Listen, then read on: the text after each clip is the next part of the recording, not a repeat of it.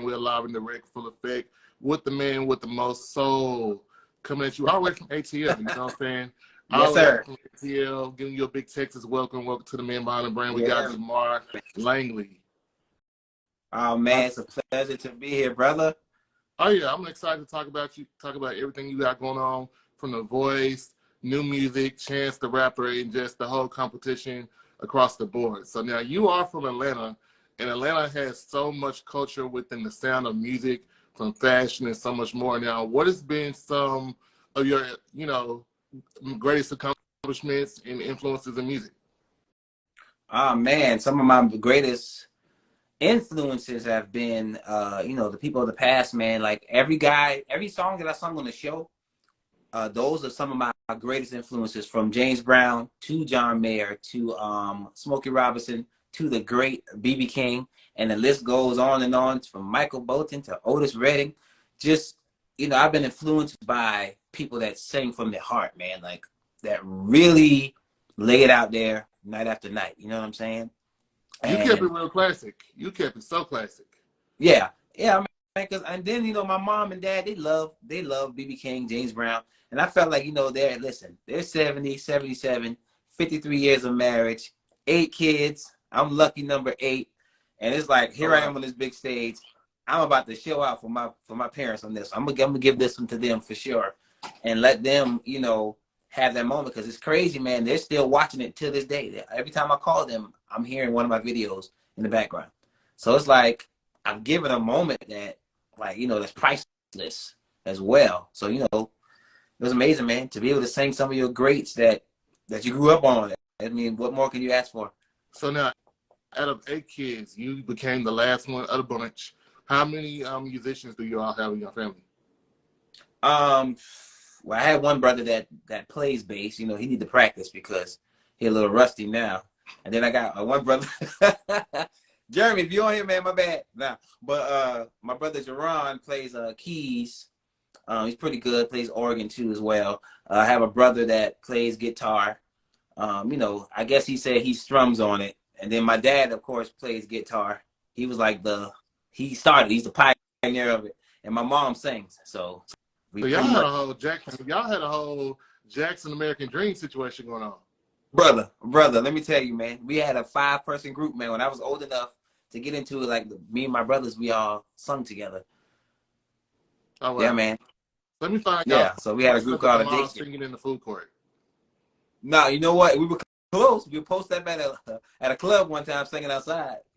Outside of because we were supposed to open for Tyrese, but our manager didn't quite get us there. So we were outside in Savannah, outside this little venue singing. But that kind of opened the door for us to sing at a few other clubs, like the Crow's Nest here in Atlanta, a few lounges around about, and we had a good run. But eventually everyone broke off and do their own thing. But I mean, I just kept growing in this music, man. Just kept going. So now, again, Atlanta has so much music influence. But what are some of the greatest producers that you feel has come out of Atlanta that's inspired your sound? Honestly, I work with one of the greatest producers currently, man. His name is Jay Reed, the producer. He currently produces for Nicki Minaj. He actually produced the Chun-Li track and many more songs off of that album. He's produced for Lloyd, Lil Webby, Lil Boosie, just honestly all of the artists here in Atlanta. And honestly, he's so tapped in musically and creatively. It's just more than just the beats. You know what I'm saying? Like, he offers like musical insight that's equivalent to me. So the ideas not only click, but they also help me to grow as well. So like, he's been one of the great influences that has influenced the sound. So all the songs you hear like that I have out currently, it's me and him that co-produced that together. So we create a beautiful sound, man. And we've been doing it for let's see, about 6 years now, 6, 7 years. So now you spoke of Smokey Robinson, James Brown, Michael Bolton, and so many more. If you could pick and choose from any of your favorite artists to create the total package of who you are as a on stage being, what elements would you take from each individual to make who you are? Now, okay, before I answer that, let me add some more people to my list now. Michael and Prince included. All right, let me go and set this, set that straight. Frankie Beverly and Maze too. I love them, the OJs. So now I'm gonna answer your question. So from Smokey, man, the songwriting aspect by itself, man, like, and the longevity of a career and voice, because bro, he's done it. He's done what every musician and every person would want to do, and that's like have longevity and have the choice to want to continue music or hang it up. Either way, he's like a legend and a great. So what I would take from him is the ability to maintain longevity. From Prince, man, I would just take that dude's mind and his approach towards music, like just back then in his era, to be able to hear what he heard, even with certain solos that he did, because I'm a guitarist as well. I'm heavy on the soloing and playing. So even some of the solos he did, all that influence, man, learning how to take your time in solos and being a showman and just not being afraid to be yourself. And then you got that guy, Michael, who's like so humble off the camera. He's chilling. But then he got these women falling out when he get on stage because his performance. Come on, man. Like, who don't want a piece of that? So it's like my ability to move the world like Michael is what I want to take from him. And you got James Brown, the man, the guy, the king of funk, the king of soul. I would take his attitude and his confidence, man, and just knowing that, I'm James Brown. Like, knowing your sound, knowing how you want your sound to sound. And somebody like, I mentioned Michael Bolton because he's always like a top tier vocalist. Just the ability to have range, man, and to turn a song into your own, man. I feel like Michael Bolton has really done that. And like, he's another person that he has longevity in his career as well. And man, I can go on and on picking and choosing from all these people, but that's what I would take from each of those people, man. And those are like my top people, my top guys. Now, it's so many different music platforms now that give so many great artists like yourself a platform to shine and just show what you're really made of. And now I found out you were hand selected for The Voice. Is that right? Again? Yes. Oh, yes. Yes. I was hand selected for The Voice, man. Right off this great Instagram app, somebody wrote me, and it was in my spam messages. It almost feel like God sent that message to me because I definitely wasn't looking for it. That's why you should stay ready. So you have to get ready. For everybody out there, make sure you stay ready. So you have to get ready because you never know your name's gonna be called. But Instagram message, man, asking me to audition for The Voice. And of course, I'm thinking with all the spam that goes on day to day, I'm like, man, come on, here this person go. Right. So I had to click this person profile and everything before I actually answered the back. And I saw on there, okay, yeah, casting director. I was like, okay. So I wrote it back, and then we exchanged emails, and then went from the emails to we exchanged numbers. Got on a phone call. It was like very brief, telling me what I was about to get into, and then about 2 days later, I'm on the Zoom call, man, with about 115 other people, like preparing to go to LA to like do a blind audition. And man, it happened so quick, man. It's like, yeah, I was in the right place at the right time. So how intense was the mental preparation to get ready just to be on national TV on a different scale? The level of intensity is like a demanding thing, but throughout the years, because I moved to Atlanta in 2012, one thing I've learned from the failures, the bumps in the road, bad contracts, all this stuff, in and out of studios, is how to A, work under pressure, and B, just be professional. So, I've already shot videos and I've done these interviews and everything. So when I went there and, with that demanding schedule of pre-production and shooting videos and, having to be a certain way on camera, it's like I was more so breezing through it, because it's like the experience I've had in it was playing a big part in relieving some of the pressure that could have been had I not had that experience. Had I just started really, it may have been a more pressure to have 20 cameras on you at one time, right, from different angles shooting you. You might get a little nervous.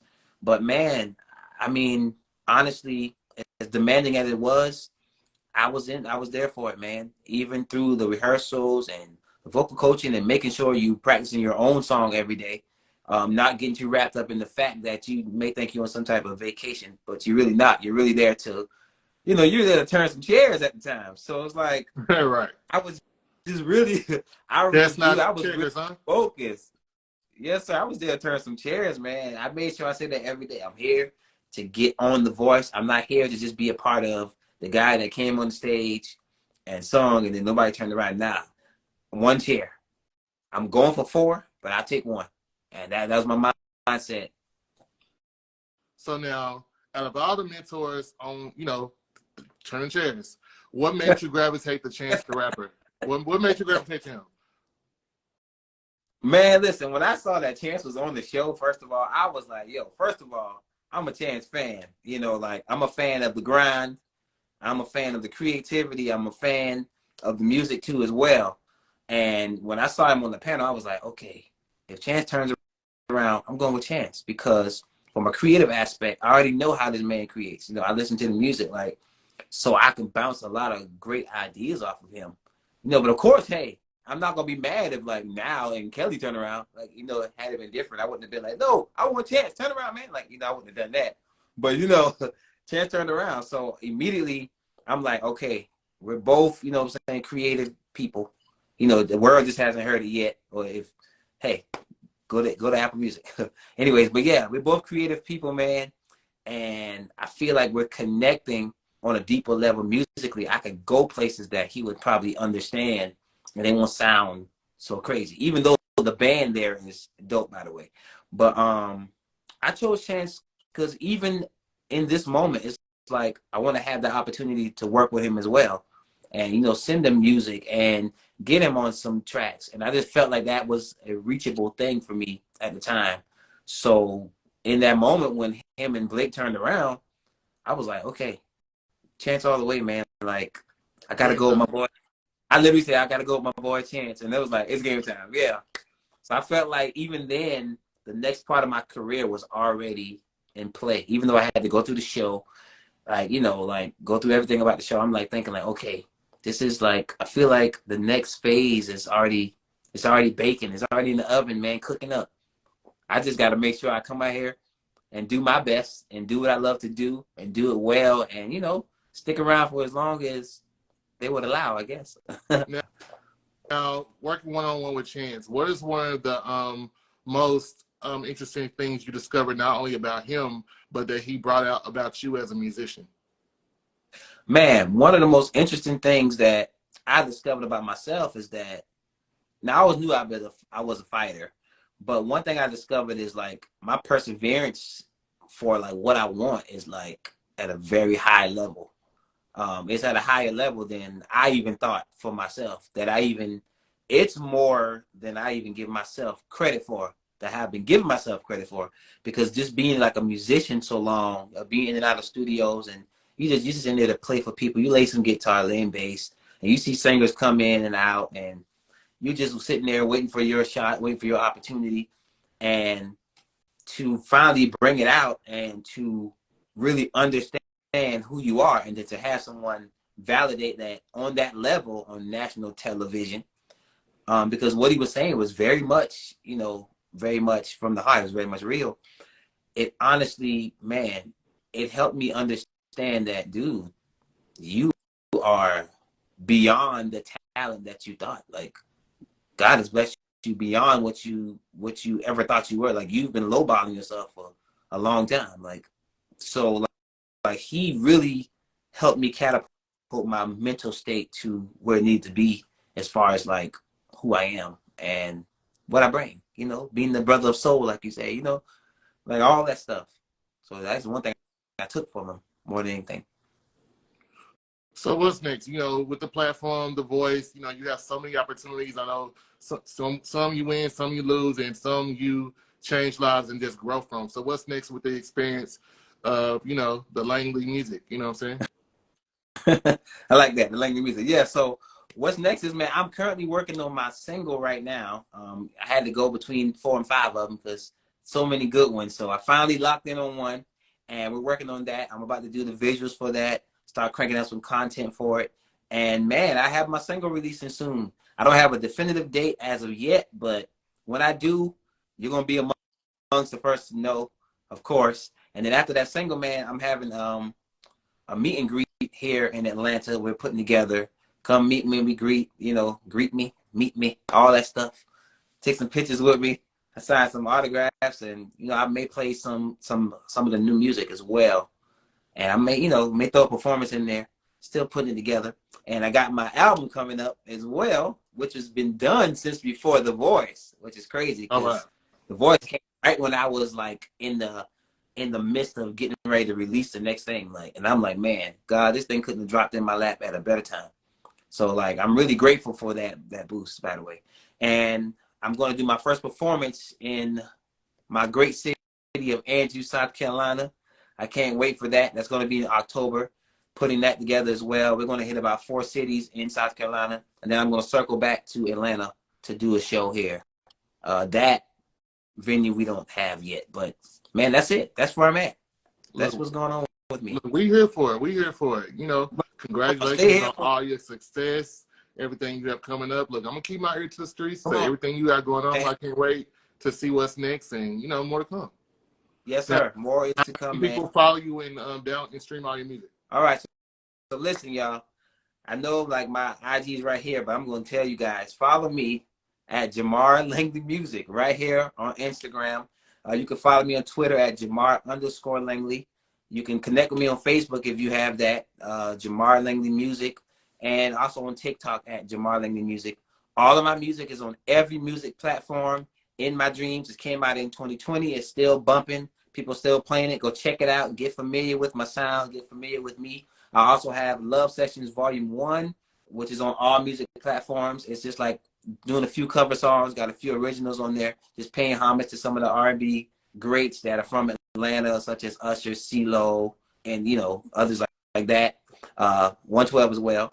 And you guys connect with me. It's on every platform. Go listen to the music. Go do a TikTok video to it. It's there. I'm here. Write me, DM me. I'll write back. I'm not too famous to hit you back. Seriously, I have a full conversation with you because I just love connecting with people. Because that's what I'm here to do. So connect with me. All right, man. Y'all heard it here first. The man behind the brand, the Jamar Langley Music. Follow, stream, download, share the music. Look, put on for the culture. Look, don't forget, keep your ears to the streets for everything he got coming. Look, we're out. Yes, sir. Thank you. It was great, bro. Thank you. You're very welcome. Looking forward. Yes,